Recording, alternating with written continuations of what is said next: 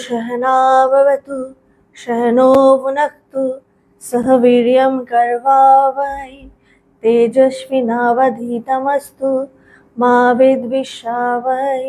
ओम शांति शांति शांति। हरि ओम तत्सत्। नमस्कार, सकलके स्वागत জানাই আজকের মাতৃ অনুধ্যান পর্বে। আশা করি আপনারা প্রত্যেকে সুস্থ আছেন এবং ভালো আছেন। আলোচনা শুরু করবার পূর্বে আমার গুরু ভগবানের চরণে জানাই শতকোটি প্রণাম। আজকে আমি মাতৃ অনুধ্যান থেকে যেই বইটি থেকে পাঠ করব সেই বইটি হচ্ছে শ্রী শ্রী মায়ের পদপ্রান্তে। আজকে আমি শ্রী শ্রী মায়ের পদপ্রান্তে থেকে শ্রী শ্রী মায়ের স্মৃতি স্বামী অভয়ানন্দ মহারাজের, শ্রী শ্রী মায়ের যে পুত্র, তার আলোচনা করব। সবাই তো মায়ের সন্তান, যারা মায়ের ছোঁয়া পেয়েছেন তারা আরো বেশি ভাগ্যবান। অভয়ানন্দ মহারাজ সম্বন্ধে বলতে গেলে, পড়তে গিয়ে আগে একটুখানি বলতে লাগে যে অভয়ানন্দ মহারাজ তিনি 1912 খ্রিস্টাব্দে মায়ের কৃপা পেয়েছিলেন। তার মায়ের কৃপা পাওয়া, বেলুড় মঠে আসা, সেটা একটু অন্যরকম। মায়ের তিনি ঢাকায় থাকতেন। তিনি ঢাকার থেকে তিনি একটি বিপ্লবী আন্দোলনের সাথে যুক্ত ছিলেন এবং সেখানে আন্দোলনে যুক্ত থাকাকালীন কিছু নীতির সাথে তার যখন মিল খায় না, তাতে তার মনে হয় যে এই নীতিগুলো আমার ঠিক লাগছে না, সেই সময় তিনি খোঁজেন যে কার থেকে পরামর্শ নেবেন এবং এই পরামর্শ নেওয়ার কথা ভেবে তিনি ব্রহ্মানন্দ মহারাজের কথা চিন্তা করেন। এবং ব্রহ্মানন্দ মহারাজের কথা তো তিনি চিন্তা করেছেন, কিন্তু ব্রহ্মানন্দ মহারাজের সাথে তিনি দেখা করবেন কিভাবে তার সাথে যোগাযোগ করবেন সেটা তিনি জানেন না। তখন সূত্রে তার বন্ধু ব্রহ্মানন্দ মহারাজের কাছে যেতেন এবং তার ব্রহ্মানন্দ মহারাজের কাছে যাওয়ার কথা ছিল, তার ব্রহ্মানন্দ মহারাজের সাথে যোগাযোগও আছে। সেই বন্ধুর সহযোগিতায় তিনি বেলুড় মঠে পৌঁছান। বেলুড় মঠে পৌঁছে তিনি মহারাজের কাছে পারমিশন নেন যে যাতে তিনি বেলুড় মঠে থাকতে পারেন। তো সেই হিসেবে তিনি আবার বলেছিলেন যে বেলুড় মঠে থাকবে, সব অন্নপ্রসাদ নেবে, সব ঠিক আছে, কিন্তু তুমি কিন্তু আশ্রমে থাকলে একটু কাজও করতে হবে, যেটা আমাদের আসলে কর্তব্য। যে প্রত্যেকে আশ্রমে যখন আমরা যাব, আশ্রমে কিছু করা আমাদের সবসময় কর্তব্য, সে যেটাই হোক কেন। বলছে যে এটা করলে কি হয়, বলছে আশ্রমে তো সবাই আসে এবং ভক্তরা আসে। আমি দেখেছি, আমাদের অর্গানাইজেশনের একটা আশ্রম আছে বিরাটিতে। তো আমি দেখতাম একটি মেয়ে রোজ আসতো, রোজ। সবাই তো ভগবানের কথা শুনতেন, আমার গুরুদেবের সবাই কথা শুনতেন, কিন্তু সেই মেয়েটিও কথা শুনতো। কথা শুনবার পরে সে কিন্তু কাউকে, নীরবে সে কিভাবে ভক্ত হয়, নীরবে কিভাবে কাজ করতে হয়, সেটা শিখবার ব্যাপার আছে। যে সে ভক্তরা যখন চলে যেতেন, সবাই তো ভগবানের, বেশিরভাগ সবার আমাদের যেটা ব্যাপার থাকে যে আমরা যতটুকু দরকার পেলাম আর কোনো দিকে তাকানোর দরকার পড়ে না, কোনো দিকে তাকাইও না আমরা। কিন্তু আমরা দেখতাম ওই মেয়েটি, তিনি রোজ সবাই চলে যাওয়ার পরে পুরো প্রেয়ার হল ঝাড়ু ঠাড়ু দিয়ে, খুব সুন্দর করে সিঁড়ি ঝাড়ু ঠাড়ু দিয়ে, এমনকি আমার গুরুদেবও জানতেন না যে তিনি এরকম রোজ করেন। সাধারণত ভক্তদের কি থাকে, একটু কাজ করব এবং 10 জনকে দেখাবো, বেশিরভাগ। কিন্তু আর বিশেষ করে গুরুকে দেখানোর একটা তো ব্যাপার থাকে যে গুরু দেখবে আমি কাজ করছি। বেশিরভাগ সবার কাজ কিন্তু আমাদের এরকম হয়, সে আমরা আধ্যাত্মিক ভাবে কাজ করি বা জাগতিক ভাবে কাজ করি। আমরা যদি কাউকে 10 টাকাও দিই, সেটাও ভাবি 10 জন জানি। আমাদের সেবাগুলো এরকম হয়। কিন্তু ওই মহিলাটি এটা করতেন না। একদিন ভগবান অদ্ভুত ভাবে, উনি যখন সিঁড়ি ঝাড় দিয়ে নামছেন, সেই সময় ভগবান দাঁড়িয়ে আছে, আরে তুমি এটা তো খুব সুন্দর কাজ করছো। আমরা তখন কিছু ভক্ত যারা জানতাম তারা বললো, ভগবান ও ডেইলি এটা করে। বলছে, বাহ, এটা তো তুমি একটা বিরাট সাধনার কাজ করছো। এই যে সবাই চলে যাওয়ার পরে তারপরে যে এই যে ভাবনা, এই ভাবনা চিন্তা করা, পরিষ্কার পরিচ্ছন্ন করা, কারণ আশ্রমটা কিন্তু আমাদের প্রত্যেকের, সবার। এই যে সেবার ভাব, এই সেবাটা কিন্তু শেখার ব্যাপার আছে, কিভাবে করব। তো এক্ষেত্রে ব্রহ্মানন্দ মহারাজ তিনি বাবুরাম মহারাজের সাথে পরিচয় করিয়ে বলেছিলেন যে বাবুরাম মহারাজ তোমাকে বলে দেবে কখন কি কাজ করতে হবে। তো বাবুরাম মহারাজ তাকে যখন যেই কাজের মনে হতো তখন তিনি এই কাজগুলো করে দিতেন। অভয়ানন্দ মহারাজের আমরা স্মৃতি কথা বলছি। এবার আমরা প্রসঙ্গে আসি তার মায়ের সাথে কিভাবে তিনি তো ব্রহ্মানন্দ মহারাজকে ভালোবেসে এই পথে এসেছিলেন। এই পথে আসা মানে তিনি বেলুড় মঠে এসেছিলেন এবং ব্রহ্মানন্দ মহারাজের কাছে তার আশাই হয়েছিল এই ব্যাপার নিয়ে যে তিনি যে বিপ্লবী আন্দোলনের সাথে যুক্ত ছিলেন সেখানে কিছু নীতি নিয়ে তার মতভেদ সৃষ্টি হয়েছিল, সেগুলো নিয়ে জানবার জন্য, সেগুলোর সলিউশনের জন্য তিনি বেলুড় মঠে এসেছিলেন এবং এমন ভাবে এলেন যে তিনি বেলুড় মঠে তারপরে থেকেই গেলেন, আর কোনোদিন গেলেনই না। এরকমও হয় যে জীবনটা পরিবর্তন হয়ে যায়, কখন কার কিভাবে হয়ে যায় কেউ জানে না। তারিখ ঠিক মনে নেই, এবার প্রসঙ্গে আসি। তারিখ ঠিক মনে নেই, একদিন বাবুরাম মহারাজের নির্দেশ মতো মঠ থেকে কলকাতায় গেলাম। বাবুরাম মহারাজ বলেছিলেন তিনি বলরাম বসুর বাড়িতে থাকবেন। বাবুরাম মহারাজ মানে হচ্ছে স্বামী প্রেমানন্দ মহারাজ। বলরাম বসুর বাড়িতে থাকবেন, আমাকেও রাত্রিটা সেখানেই কাটাতে বললেন। সন্ধ্যাবেলায় সেখানে গিয়ে আমি উপস্থিত হলাম। অভয়ানন্দ মহারাজ ওখানে গিয়ে উপস্থিত হলেন। যে সময়ে কথা বলছি তখন আমাদের কলকাতায় থাকবার কোনো জায়গা ছিল না।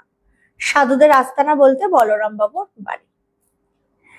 সেখানে গিয়ে নিশ্চিন্তে ওঠা যেত এবং আহারাদিও করা যেত। আবার অসুখ বিসুখ হলে সেখানে থেকেও যাওয়া চলতো। বলরাম বাবুর পরিবারের সকলেই সাধুদের খুব আদর যত্ন করতেন।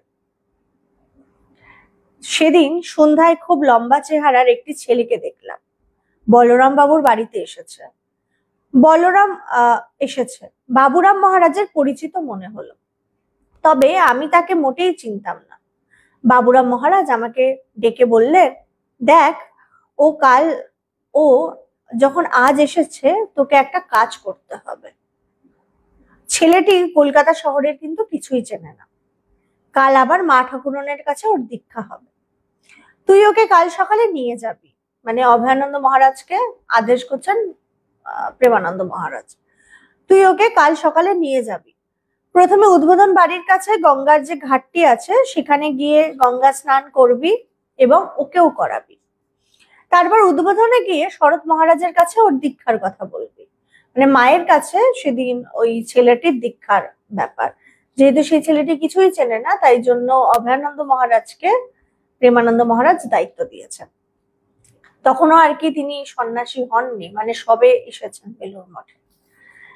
তারপর উদ্বোধনে গিয়ে শরৎ মহারাজের কাছে গিয়ে ওর দীক্ষার কথা বলবি। পারবি তো? বললাম, হ্যাঁ মহারাজ, কেন পারবো না। যথাসময়ে শুয়ে ঘুমিয়ে পড়েছি। ভোর রাত্রে শুনতে পেলাম বাবুরাম মহারাজ জেগে উঠে ডাকাডাকি শুরু করেছে, ধীরেন উঠে পড়, উঠে পড়, তাড়াতাড়ি বেরোতে হবে যে। ওই ছেলেটির নাম বীরেন ছিল, ধীরেন না বীরেন। তারপর আমাকে ডেকে বললেন, উঠে পড়, মুখ ঠুক ধুয়ে নে। আমি উঠে বললাম, মুখ ঠুক ধুয়ে যাত্রার জন্য প্রস্তুত হলাম, কারণ তাকে নিয়ে যেতে হবে এবং তাকে গঙ্গা স্নান করবেন, করে তারপরে মা ঠাকুরনের কাছে যাবেন, সবকিছু দীক্ষা নেওয়ার ব্যাপার আছে। তো তিনি সেই হিসেবে দুজনে মিলে মুখ ঠুক দিয়ে রেডি হচ্ছেন। মুখ টুক ধুয়ে যাত্রার সময় প্রস্তুত হলাম। সিঁড়ি তখন ভীষণ অন্ধকার। সিঁড়ি দিয়ে যখন নামছি বাবুরাম মহারাজ তখন আমাকে ডেকে বললেন, শোন, দাঁড়া একটু। দেখুন মানে মা কিভাবে কৃপা করেন। বলছে কৃপা এটা মানে কি হচ্ছে করে পাওয়া। এই যে কৃপা যে আমরা জানি আত্মকৃপা, গুরু কৃপা, ঈশ্বর কৃপা, যে কৃপাগুলো আছে, যে সব থেকে কি আত্মকৃপা। আমি যদি নিজে না চাই তাহলে কিন্তু আমাকে কেউই কোনোভাবে কৃপা করতে পারবে না। আমাকে নিজেকেও কিছু করতে হবে, আমাকে নিজেকেও একটু সাধন ভোজন করতে হবে, নিজের চিত্তটাকে শুদ্ধ রাখতে হবে। তো এই যে এই অভয়ানন্দ মহারাজের কেমন ভাগ্য দেখুন, যে তার কিন্তু দীক্ষা নেওয়ার কথা না, তার কিন্তু ওই ছেলেটিকে নিয়ে যাওয়ার কথা দীক্ষা দেওয়াতে মা ঠাকুরানের কাছে। সেটাই কিন্তু কথা হয়েছিল। কিন্তু এখানে বাবুরাম মহারাজ কিভাবে মোড়টা ঘুরিয়ে দিচ্ছেন দেখুন, খুব সুন্দর জায়গা। বলছে শোন, দাঁড়া একটু, হ্যাঁ রে তোর দীক্ষা হয়েছে, তুই দীক্ষা নে।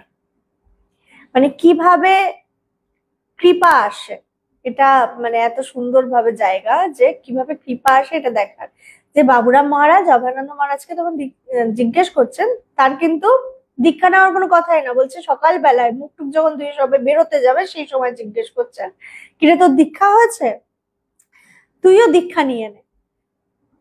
মহারাজের সঙ্গে আমার এ বিষয়ে কথা হয়েছে, আমার মনে আছে। তিনি তিনি তো দীক্ষার কথা বলেছেন। একটু থেমে তিনি আবার বললেন, আমার কথা শুনবি, আমার কথা মানবি? বাবুরাম মহারাজ ওনাকে বলছেন, মহারাজকে। কেন মানবো না, বলুন মহারাজ। আমি সবিনয়ে বললাম।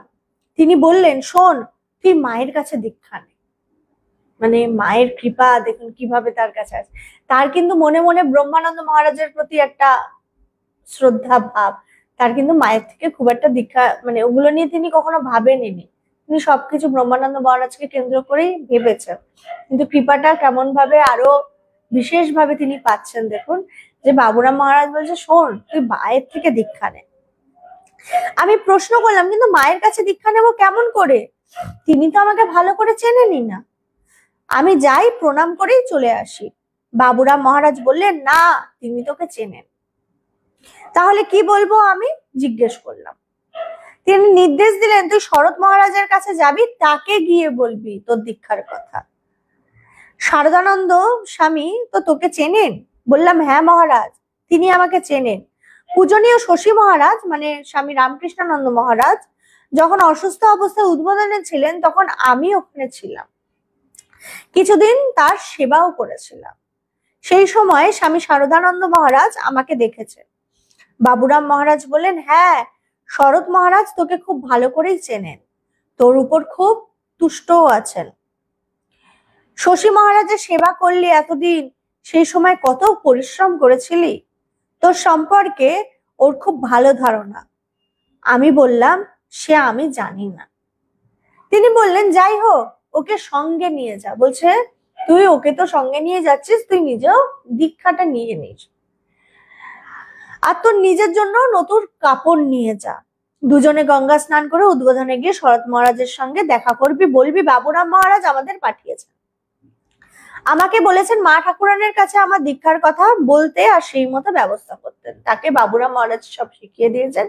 তুই শরৎ মহারাজের কাছে গিয়ে, ওর তো দীক্ষার ব্যাপারও জানে, কিন্তু তুই বলবি তোকেও বাবুরাম মহারাজ পাঠিয়েছে, এবং তোর কথা যাতে মা ঠাকুরানের কাছে শরৎ মহারাজ গিয়ে বলেন, কারণ ও তো দীক্ষা নেওয়ার মহারাজের কথা ছিল না। স্বামী ব্রহ্মানন্দের কাছে আমি পথ নির্দেশের প্রার্থনা জানিয়েছিলাম। আনুষ্ঠানিক দীক্ষার প্রার্থনা অবশ্য জানায়নি কখনো, তবে আধ্যাত্মিক জীবন গঠনের জন্য তার উপদেশ চেয়েছিলাম। তাছাড়া এই মঠে তারই সঙ্গে আমার প্রথম পরিচয়, তাই তার নিকট দীক্ষা লাভের একটি আকাঙ্ক্ষাও মনে মনে আমার ছিল। কিন্তু বাবুরাম মহারাজ এমন ভাবে জোর করেছিলেন যে আমার আর অন্যথা করার উপায় ছিল না। তিনি বলেছিলেন, আমার উপর তোর বিশ্বাস নেই? তুই আমাকে ভালোবাসিস না? দেখ, তোর ভালোর জন্যই বলছি, তুই মায়ের কাছে দীক্ষা নেন। এই যে মানে ঠিক ঠিক বন্ধু যেটাকে বলে, তিনি একজন মহারাজ হিসেবে তাকে কি সুন্দরভাবে তাকে পথ দেখাচ্ছেন। বলছে যে তুই মায়ের থেকে দীক্ষা নেই, মায়ের আশীর্বাদ পাওয়া, মায়ের কাছ থেকে দীক্ষা নেওয়া, এটা যে কত ভাগ্যের ব্যাপার, এটা তো প্রেমানন্দ মহারাজ জানতেন, কিন্তু এই মহারাজ তো জানতেন না, অভয়ানন্দ মহারাজ জানতেন না। প্রেমানন্দ মহারাজ জেনে বুঝেই তাকে বলছে যে তুই মায়ের থেকে দীক্ষা নে। যখন তিনি ইতস্তত বোধ করছেন, তখন থেকে বলছে, তুই আমাকে ভালোবাসিস না? মানে কিভাবে তাকে মায়ের শরণাপন্ন করাচ্ছেন তিনি। বলছেন, তুই আমাকে ভালোবাসিস না? তোর কি আমার প্রতি একটু বিশ্বাস নেই? দেখ, তোর ভালোর জন্যই বলছি, তুই মায়ের কাছে দীক্ষা নে। এই কথার উত্তরে আমি কি বলবো? বুঝেছিলাম যা স্থির হয়েছে তাই আমাকে মেনে নিতে হবে, এবং মেনে নেওয়াই উচিত। তার আদেশ অমান্য করা আমার পক্ষে ছিল অসম্ভব। অতএব যথাসময়ে উদ্বোধনে গিয়ে পূজনীয় শরৎ মহারাজের কাছে সব কথা নিবেদন করলাম। তিনি সঙ্গে সঙ্গে বলে উঠলেন, হ্যাঁ হ্যাঁ, নিশ্চয়ই হবে। তিনি শ্রী মায়ের কাছে আমায় নিয়ে গিয়ে পরিচয় করিয়ে দিলেন। আমার সঙ্গে পরিচয় করিয়ে দেওয়ার সময় আমি যে পূজনীয় শশী মহারাজের সেবা করেছি সে কথাও বললেন। শ্রী শ্রী মা সব কথা শুনে বললেন, হ্যাঁ বাবা, তোমার দীক্ষা হবে, যাও বাবা নিচে গিয়ে বসো, পরে তোমায় আমি ডেকে নেব। যথাসময়ে দীক্ষা আরম্ভ হলো এবং একে একে আমাদের ডাক আসতে লাগলো। প্রথমে আমার সঙ্গীর ডাক এলো, মানে যাকে তিনি নিয়ে গেছিলেন। তারপর আমার মা ছিলেন উদ্বোধনের যে ঘরে এখন শ্রী শ্রী ঠাকুরের পুজো হয় সেই ঘরটিতে। মা যে উদ্বোধনের ঘরে তাকে দীক্ষা দিয়েছিলেন সেখানে এখন আর কি শ্রী শ্রী ঠাকুরের পুজো হয়। শ্রী শ্রী মা ঘোমটা দিয়ে মুখ ঢেকে রাখতেন সব সময়। আজ কিন্তু ঘোমটা তার ছিল না, আসন পাতা ছিল। ঘরে ঢুকে সেই আসনে বসলাম। আসনে বসবার কিছুক্ষণ পরে শ্রী শ্রী মা আমাকে কয়েকটি প্রশ্ন করলেন।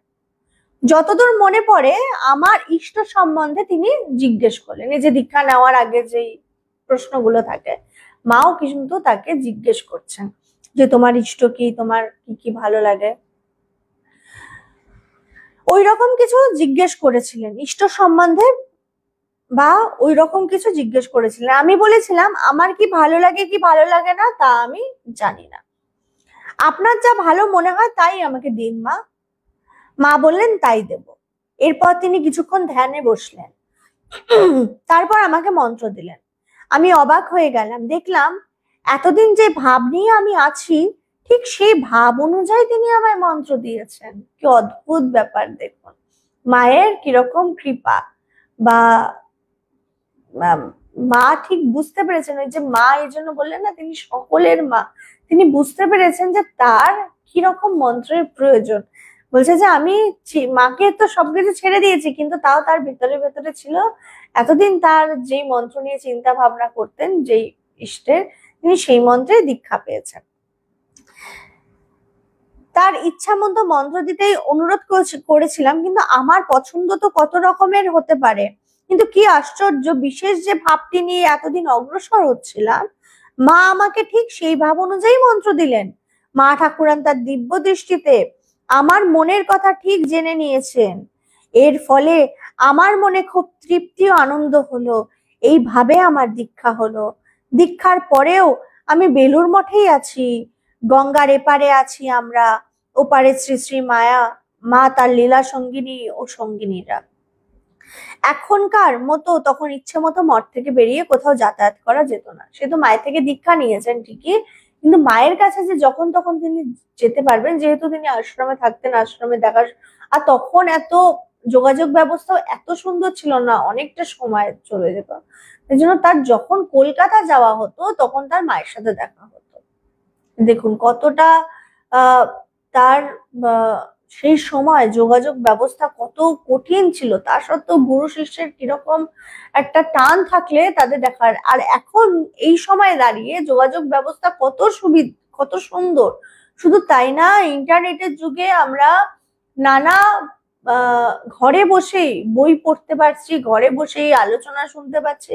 আগে এই সমস্ত সুবিধা কিছু ছিলই না, কিন্তু শিষ্যদের যে গুরুর প্রতি সমর্পণ ভাব, যেই তারা যে চর্চা করত, সেগুলোর কিন্তু এখন অভাব দেখা যাচ্ছে। যার জন্য এই অভাবের ফলে আমাদের কিন্তু স্বভাবটা সুন্দর হচ্ছে না। আমাদের এই মুহূর্তে দাঁড়িয়ে সবকিছু আছে, আমাদের সমস্ত ব্যবস্থা সুন্দর আছে, যোগাযোগ ব্যবস্থা সুন্দর আছে। আমাদের যদি কোথাও নাও যেতে পারি তাও আমাদের হাতে মোবাইল আছে, আমরা মোবাইল খুলে আমরা যখন যেই মহারাজের বা যেই মাতাজির আলোচনা শুনবার ইচ্ছা আমরা শুনতে পারি। অনেক সুবিধা। বই পড়তে ইচ্ছা করছে না, শুনে নিলাম, আলোচনা শুনে নিলাম। বা যদি বই পড়তে ইচ্ছা করছে, হয়তো হাতে বই নেই, মোবাইলে সার্চ করলে পিডিএফ ফাইলে সে বই, এত সুবিধা আমাদের। কিন্তু এত সুবিধা পেয়েও কিন্তু আমরা সেই সুবিধার লাভ উঠাতে পারছি না। এত সুবিধা থাকা সত্ত্বেও আমরা কিন্তু অন্ধকারে পড়ে রয়েছি। এখন আমাদের চারিদিকে প্রচুর আলো রয়েছে, কিন্তু অ্যাকচুয়ালি ভেতর থেকে কিন্তু আমরা অন্ধকারে রয়েছি। এই যে আগে যে একটা সাধনা তপস্যার যে ব্যাপার ছিল, সেগুলো কিন্তু আমাদের দিনকে দিন কমে আসছে। আগে গুরু শিষ্য এত, যেহেতু যোগাযোগ ব্যবস্থা তো ভালো ছিল না, তাই জন্য গুরু শিষ্য সবসময় এত মানে খুব যখন ইচ্ছা হচ্ছে তখনই দেখা হয়ে যেত, এগুলো হতো না।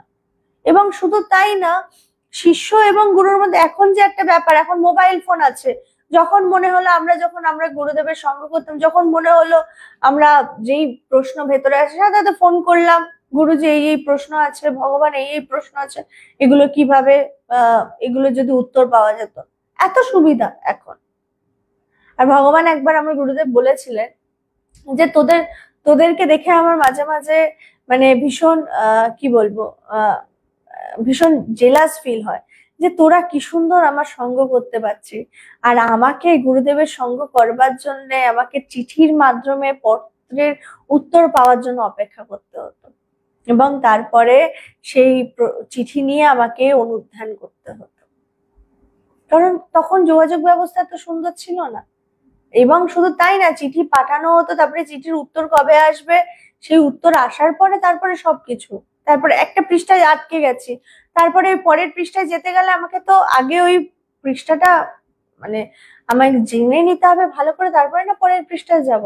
এটা এখন সুবিধা আছে, কিন্তু এই সুবিধা থেকেও কিন্তু আমরা সুবিধা ভোগ করতে পারছি না, সুবিধা ভোগ করতে পারছি না। আমরা সুবিধা ভোগ করছি কোন সুবিধা? যেগুলো শপিং অ্যাপ যেগুলো রয়েছে, যখন যেটা মনে হচ্ছে কিনছি, এই করছি সেই করছি। কিন্তু আমরা যে বিষয়, কারণ আমাদেরকে চারিদিক থেকে এখন আরো বেশি করে বিষয়ের মধ্যে ঢুকিয়ে দিচ্ছে, বিষয় আসক্তির মধ্যে ঢুকাচ্ছে, আর আমরাও বিষয় আসক্তির মধ্যে আরো আষ্টে পিষ্টে যাচ্ছি। বলছে না, ইন্টারনেটের সৎ ব্যবহারও আছে, অসৎ ব্যবহারও আছে। তুমি কিভাবে ব্যবহার করবে এই ইন্টারনেট দিয়ে? একইভাবে তুমি শাড়ির পর শাড়ি, জামা কাপড়ের পর জামা কাপড় কিনতে পারো, এই সেই ওই সেই যেটা মনে হচ্ছে কিনে যাচ্ছে, অনেক সময় অনেক কিছু দরকারও পড়ে না, তাও কিনে যাচ্ছি, না চোখে লেগে গেল, ভালো লেগে গেল। আবার এই ইন্টারনেটের মাধ্যমে তুমি যদি মনে হচ্ছে আধ্যাত্মিক বই পড়বে, সেটাও পড়তে পারো, আবার যদি কোনো আধ্যাত্মিক আলোচনা শুনতে চাও সেটাও শুনতে পারো, নিজেকে আরো সমৃদ্ধশালী করতে পারো। শুধু আধ্যাত্মিক কেন, যদি কোনো স্টুডেন্ট হয় তার জন্য পড়াশোনার দিক থেকেও নানা সুযোগ আছে ইন্টারনেটে। তো তুমি কিভাবে ব্যবহার করছো, তেমন ভাবে তুমি আধ্যাত্মিক পথে, আধ্যাত্মিক পথটাকেও তুমি কিভাবে ব্যবহার করছো। তুমি দীক্ষা নিচ্ছ, দীক্ষা নিয়ে দীক্ষাটা নিচ্ছ কেন, এই প্রশ্নটা আসতে হবে। এই যে আমি যেই মন্ত্রেই দীক্ষা নিচ্ছি, দীক্ষাটা নিচ্ছি কেন? শুধুমাত্র এই ভোগের রান্না করার জন্যে? শুধুমাত্র আমার হাতের জল শুদ্ধ হবে এই কারণে? অনেকে কিন্তু এই কারণে দীক্ষা নেয়, বা কোনো শুভ কাজ করবার জন্য দীক্ষা নেওয়ার প্রয়োজন পড়ে, তাই জন্য দীক্ষা নেয়। বলছে দীক্ষা নেওয়ার কারণ হচ্ছে যে আমি যে দীক্ষাটা নিচ্ছি তাতে কি হচ্ছে, যে আমি ভেতরে আরো জপ করতে করতে, যতটা জপ করবো আমার ভেতর তত শান্ত হবে। সারদা মা খুব সুন্দরভাবে বলছে যে দীক্ষাতে কি হয়, দীক্ষা গুরুর শক্তি শিষ্যে যায় এবং শিষ্যের শক্তি গুরুতে যায়। বলছে দীক্ষা হচ্ছে একটা মাধ্যম, গুরুর সাথে শিষ্য যুক্ত হওয়ার একটা মাধ্যম, গুরু শিষ্যের সাথে যুক্ত হয়। বলছে শিষ্যের আবার কেমন শক্তি গুরুতে যায়, শিষ্যের আবার কিসের শক্তি? বলছে শিষ্য দীক্ষা নেওয়ার পরে যদি সারাক্ষণ উল্টো পাল্টা চিন্তা করে, সারাক্ষণ একে কটু কথা বলছে, সারাক্ষণ পাপ কাজ করছে, যেহেতু গুরু শিষ্যের হাত ধরে নিয়েছে একবার, সে শিষ্যকে কখনো ফেলে দেবে না। কিন্তু এই যে শিষ্য যে খারাপ কাজগুলো করছে, সেই কষ্টগুলো কিন্তু গুরুকে নিতে হয়, কারণ শিষ্যকে তো তিনি ছেড়ে দেবে না। যেমন ভাবে বাড়িতে বা কারোর পরিবারে যখন কোনো ছেলে বা মেয়ে একটা অসৎ পথে চলে যায়, তখন মা বাবার কিন্তু প্রচন্ড কষ্ট হয়, না পারে তাকে ফেলতে, না পারে তাকে গ্রহণ করতে। খুব বাজে একটা সমাজ, হয়তো তাকে যা খুশি তাই বলছে, মা বাবাকে সবকিছু শুনতে হয়, কিন্তু সব শুনেও কিন্তু তারা ছেলে মেয়ের হাতটা ছাড়ে না, শেষ অবধি চেষ্টা করে সেই ছেলেটাকে বা মেয়েটিকে সৎ পথে আনা।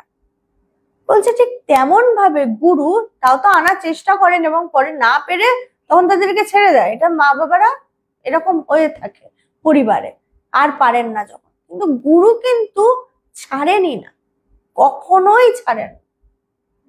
শিষ্য যদি নরকেও যায় তখনও তিনি হাতটা ধরে থাকেন, মানে গুরু একবার হাত ধরলে এরকম ব্যাপার। আর বলছে যে কি, গুরু আর যদি শিষ্য ঠিক মতো ধ্যান জপ করছে এবং সৎ পথে চলছে, তখন কিন্তু গুরুর যে শক্তি সেটা সেরকম ভাবে খরচ হয় না, এবং গুরুর যে শক্তিটা তখন শিষ্যের শুভ কাজে কাজে লাগে।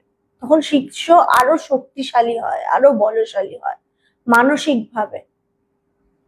সে বলছে তাই জন্য আমি দীক্ষাটা নিচ্ছি কেন, দীক্ষা নেব কেন, এগুলো আমাকে জানতে হবে, আমাকে প্রশ্ন করতে হবে, আমাকে জিজ্ঞেস করতে আমি কতদিন হয়েছে দীক্ষা নিয়েছি, আমি যে এতদিন দীক্ষা নিয়েছি আমার দীক্ষা নিয়ে লাভটা কি হলো, এগুলো নিজেকে প্রশ্ন করতে হবে। যদি আমি আধ্যাত্মিক পথে চলছি, তো আমি কি দীক্ষা জপ করতে করতে এখন কি আমি ধ্যান করতে বসতে পারি, এটা নিয়ে ভাবতে হবে। যদি আমি এখনো ধ্যান করতে বসতে পারছি না, তাহলে বুঝতে হবে আমার মনটা এখনো অব্দি শান্ত হয়নি, সেই জায়গায় পৌঁছায়নি।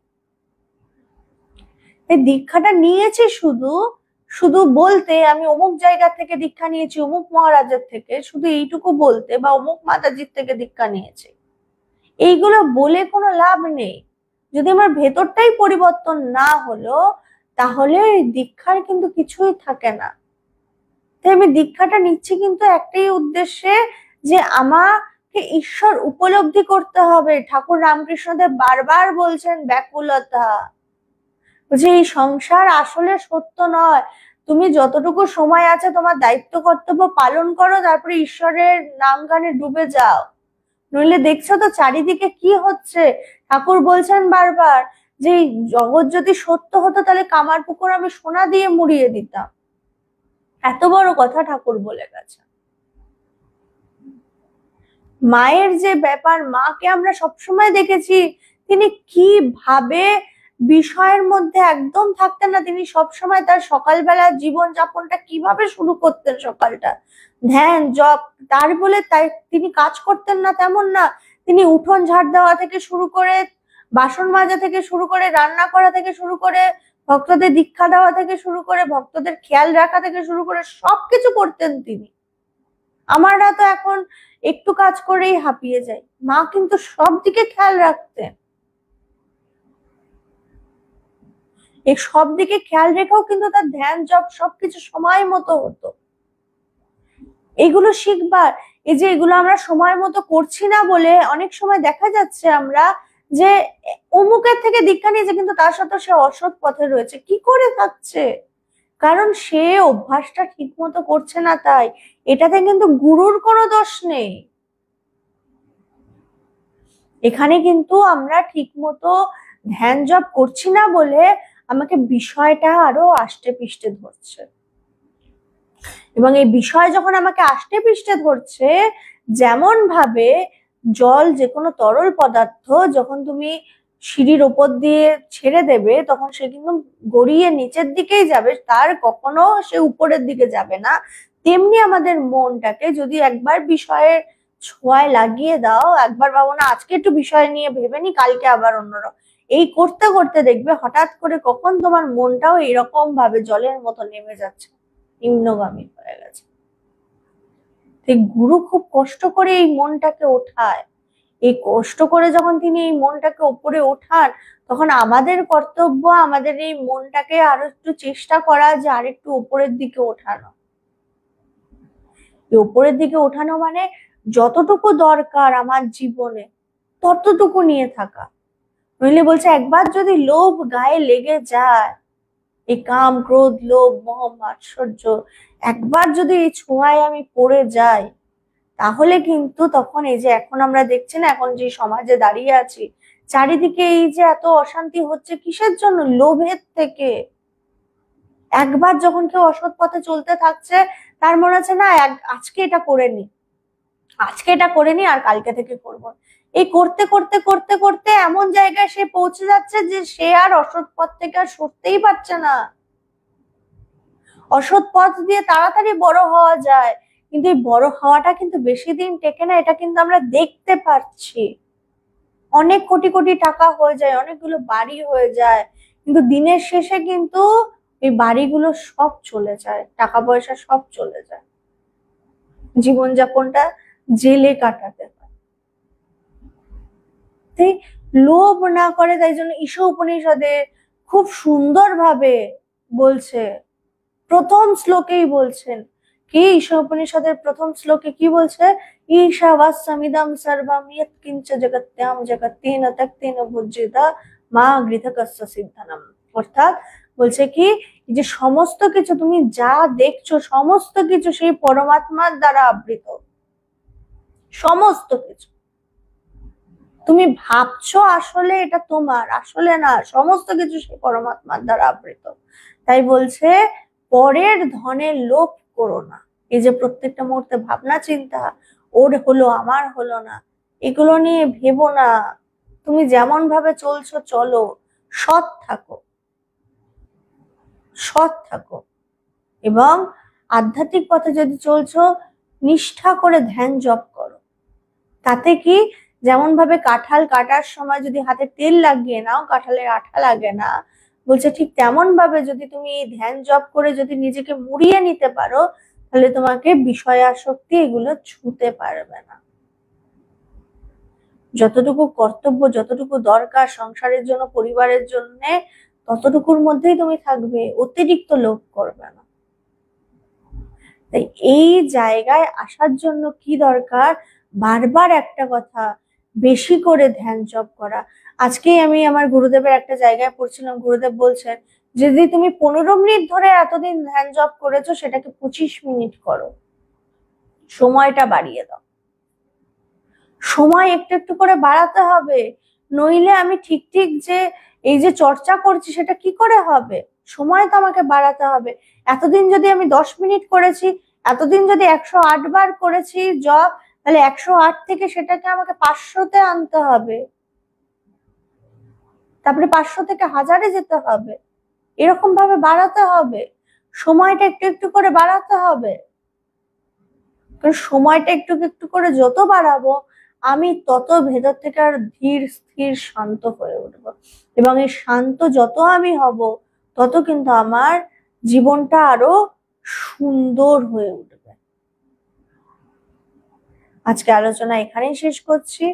প্রত্যেকে সুস্থ থাকবেন, ভালো থাকবেন, আর সবাই চেষ্টা করবেন ধ্যান জপের সময়টাকে যদি একটু বাড়ানো যায়। জয় ভগবান।